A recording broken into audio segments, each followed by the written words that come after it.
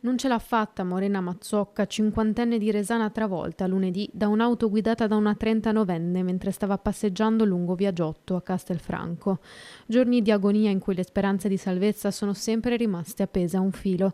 Ricoverata con una gamba rotta e gravi lesioni al cranio, la prognosi è rimasta riservata fino al momento del decesso. Troppo gravi le conseguenze dell'impatto. La donna stava passeggiando a bordo strada intorno alle 8:20 del mattino dopo aver accompagnato il figlio Christian, 17 anni, a scuola.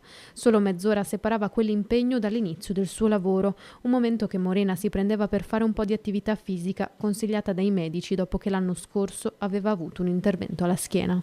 È una tragedia che colpisce Castelminio, colpisce Resana, colpisce Salvarosa, il paese natale della povera Morena. Abbiamo sperato tutti che si potesse salvare, che arrivasse qualche notizia positiva, purtroppo c'è nulla da fare.